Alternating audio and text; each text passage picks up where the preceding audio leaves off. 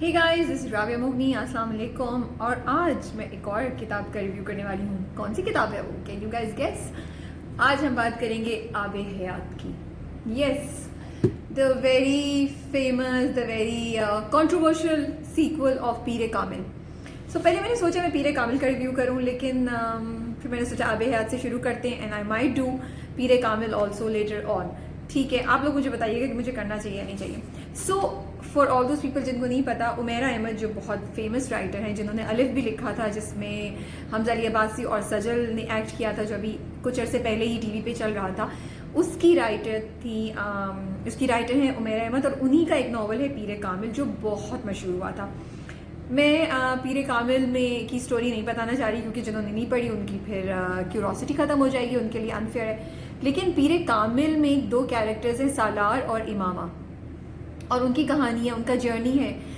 इमामा कैसे इस्लाम की तरफ आती है और सालार कैसे अपने रिलीजन को दोबारा रीडिस्कवर करता है। ठीक है, it's their story. Now Aab-e Hayat is after जो भी उनके साथ होना था वो हो गया, आगे क्या हुआ उनकी जिंदगियों की कहानी है। ठीक है, सो आबे हयात उठाने से पहले मैंने आबे हयात के बारे में बहुत कंट्रोवर्सी सुनी थी। कुछ लोगों को आबे हयात बहुत पसंद आ रहा था और कुछ लोग बहुत ज़्यादा गुस्से में थे, और कि आबे हयात क्यों लिखा गया है, पीरे कामिल इतना ज़बरदस्त नावल था और Aab-e Hayat does not do justice to Peer-e Kamil, you know. And तो मुझे बड़ी क्यूरोसिटी थी और मैंने एक्चुअली बड़ी लो एक्सपेक्टेशंस के साथ आबे हयात उठाया, बिकॉज आई वाज लाइक अगर लोग इतना बोल रहे हैं तो शायद इसमें कोई खास बात नहीं होगी, you know, but I wanted to read it, so I picked it up. सबसे पहले मैं माफ़ी चाहती हूँ, मैं अपनी पोस्ट में हम लोग उमामा लिखते रहे हैं, मैंने नहीं गौर किया, it's actually Imama, and I hope कि मैं अब सही नाम प्रोनाउंस कर रही हूँ। दूसरी बात ये, बुक रिव्यूज़ इतने लंबे हो जाते हैं, ऑलरेडी 2 मिनट हो गए हैं, मिनट्स कह रही हूँ, और बट मेरे पास इतनी बातें करने को, मैं क्या करूँ। Okay, coming to Aabe Hayat, I think I love Abe Hayat. I fell in love with Abe Hayat. I can't tell you how much I enjoyed reading this book. मुझे इतना मज़ा आया, मैं हंसी, मैं रोई, और मुझे इमामा और सलार से ऐसी मोहब्बत हो गई कि मैं आपको क्या बताऊँ। And so I tell you why I love Aab-e Hayat. सबसे पहले love story of Salar and Imama जो शुरू होती है आफ्टर देयर वेडिंग, जब नॉवल शुरू होता है, it is so nice and so natural, क्योंकि दोनों की क्या मिसअंडरस्टैंडिंग्स होती है। इमामा कितनी सेंसिटिव होती है, सालार को कुछ समझ नहीं आती। I just love the interaction जब वो कर रही होती है, जब वो अपनी वो भी अम्मा के पास जाके उनको सब कुछ बता देती है, और वो जो उसके वो साहब हैं जिन्होंने उसका ख्याल रखा है, और उसको डॉक्टर साहब जो होते हैं उनके पास भी जब जाके सारा बताती है ना, like she is really doing it. और बेचारा सालार चुप करके सब चीज़ें उसकी ना बर्दाश्त कर रहा होता है, एंड ही कांट अंडरस्टैंड कि ये क्यों ऐसा कर रही है। सो वो जो कॉम्प्लेक्सिटी है ना और सिंप्लिसिटी दोनों साथ साथ, वो इतने मज़े की हैं। But I did feel, and आप रोमांस को इंजॉय करते हैं, you know, you really like it. दो चीज़ें उनकी लव स्टोरी की मुझे वही, Salar I think is my favourite character now. I used to like Kalbe Momin from Alif, and I used to like Saad from Namal, जो कि निम्रा ने लिखा हुआ है। लेकिन I think after reading Aab-e Hayat, not Peer-e Kamil, Aab-e Hayat, Salar is my go to person. Salar is my favourite now. Like इतना खूबसूरत character है सालार का, he so selfless and he so caring, and उसके अंदर जो चेंज आया, I think every girl can dream to have somebody like Salar in her life, you know. तो मुझे अफसोस इस बात का होता था कि इमामा जो है ना वो सालार को फॉर ग्रांटेड लेती थी। मुझे लगता है इमामा की ज़िंदगी में Salar was a biggest blessing, like every time Salar saved her and she was not thankful for it. मुझे थोड़ी थोड़ी कभी ना चिढ़ चढ़ती थी, मतलब उसको समझ नहीं आती थी, वो उसके साथ जो रवैया रखती थी। ठीक है, सालार का पास था, सालार ने कुछ ऐसी हरकतें की जिसकी वजह से आप उसको ऊपर करेंगे, लेकिन अब तो वो चेंज हो चुका था ना। और इन एनी केस उसने तुमसे शादी की यार, डिस्पाइट नोइंग एवरीथिंग, तुम्हारे सर पे साइबान बना, तो आई थिंक इस चीज़ को तो अप्रिशिएट करना चाहिए था। खैर, बाद में जाके उसकी एक एक्सप्लेनेशन डॉक्टर साहब ने दी कि वो ऐसा क्यों करती थी। I don't want to ruin it for you guys. ये एक्चुअली मिक्स है, जिन लोगों ने नहीं पढ़ा उनके लिए भी और जिन्होंने पढ़ा है उनके लिए काइंड ऑफ रिव्यू भी है। So I loved Salar and Imama's love story. मुझे आबे हयात जो है वो सूद इंटरेस्ट के बारे में बात करती है, और मुझे जो बात अच्छी लगी वो ये कि कहीं भी मुझे ऐसा नहीं लगा कि उमेरा अहमद प्रीच कर रही हैं। एक कॉन्वर्सेशन है जो पूरी बुक में हो रही है, जो दो लोगों के दरमियान होती है, और आप सोचते हैं अच्छा इनमें से कौन सही है कौन गलत है, आगे जाके कौन सही प्रूव होगा। उसके बाद so she is gonna make you think. जो एक और चीज़ बड़ी इंटेलिजेंट की उमेरा अहमद ने मेरे पॉइंट ऑफ व्यू में, वो ये कि वो सूद के टॉपिक को ले गई हैं पाकिस्तान से बाहर। उन्होंने उसको कनेक्ट कर दिया है कॉन्गो के वाक़यात से।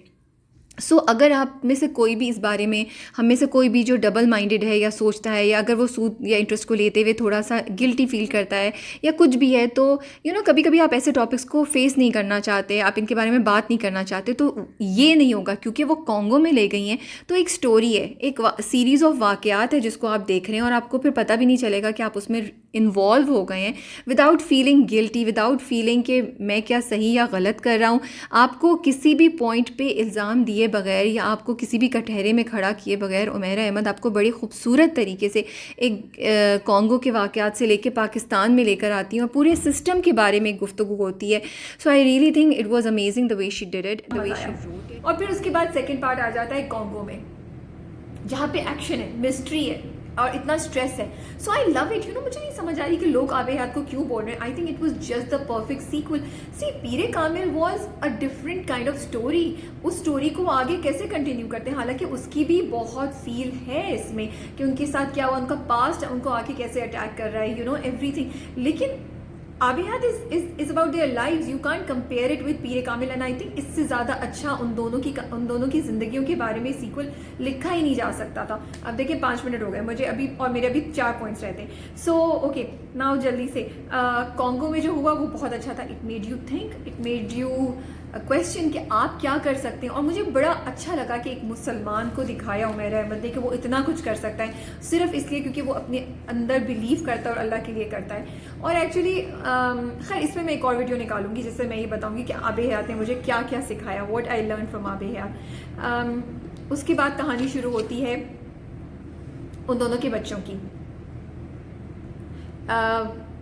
जो आबे हयात में सालार, सॉरी मैं बीच में नोट देख रही थी इसलिए मैं थोड़ा सा डिस्ट्रैक्ट हो गई। यस, उसके बाद कहानी शुरू होती है सालार और इमामा के बच्चों की, जो कि जिब्रील, इनाया और हमीम और रईसा की जो कहानी है जो अडॉप्शन का है, ओ आई लव्ड इट। मुझे इतना मज़ा आया। मैं हमेशा से अडॉप्शन की बहुत फेवर में हूँ। I wish I could adopt somebody a child, and मैं हेल्प कर सकती किसी की। तो मुझे इतना अच्छा लगा कि उन्होंने ये एंगल डाला, इसके बारे में दिखाया। And I loved Raisa and Salar की रिलेशनशिप, मुझे बहुत खूबसूरत लगी। अच्छा, अब उनकी बच्चों की जो ज़िंदगी है वो एक अलहदा एडवेंचर है, उसमें उन चारों के साथ क्या हो रहा है, और जैसे जैसे उनको वो बड़ा कर रहे हैं तो उनको क्या प्रॉब्लम्स फेस हो रहे हैं, किस तरह के इश्यूज फेस हो रहे हैं, वो कितने मज़े के थे। उसके बाद एरिक का एंगल, वो तो एक नॉवल में उमैरा अहमद ने इतनी चीज़ें डाली हुई हैं that I just loved it. आप किसी वक्त भी बोर नहीं होते, एक के बाद एक। मतलब यूजुअली कहानियों में ऐसा होता है कि थोड़ी देर बाद आपको बोरियत छूट जाती है, आप कहते हैं अब आगे क्या होगा, लेकिन आप कॉन्स्टेंटली वेट कर रहे थे बिकॉज कहानी एक एंगल से दूसरे एंगल में ट्रांजिशन करती थी। एंड यू लाइक, अच्छा अब क्या होगा, अब क्या होगा, अब क्या होगा, क्या होगा, क्या कैसे नहीं होगा। So I love that thing about it, and so many messages, so many issues that she has touched upon. It's really amazing. उसके बाद लास्ट एंगल जो एरिक की कन्वर्जन का था वो बहुत खूबसूरत है, कितना डिफरेंट टॉपिक उन्होंने चूज़ किया। अच्छा, जो चीज़ मुझे एरिक के बारे में लगी थी, इमामा और एरिक का जो मुझे हुआ था वो ये कि इमामा खुद इस चीज़ों से निकली, उसको लोगों ने ठुकराया because of her conversion and because के पता नहीं किस घर से आई है। लेकिन जब एरिक की बात आई तो इमामा ने भी यही किया। तो मुझे इमामा के बारे में थोड़ा सा ये लगा, थोड़ा अजीब सा कैरेक्टर, अजीब सा तो नहीं, आई थिंक शायद रियलिस्टिक कैरेक्टर है इमामा। दैट इज़ हाउ लोग people are really in their lives.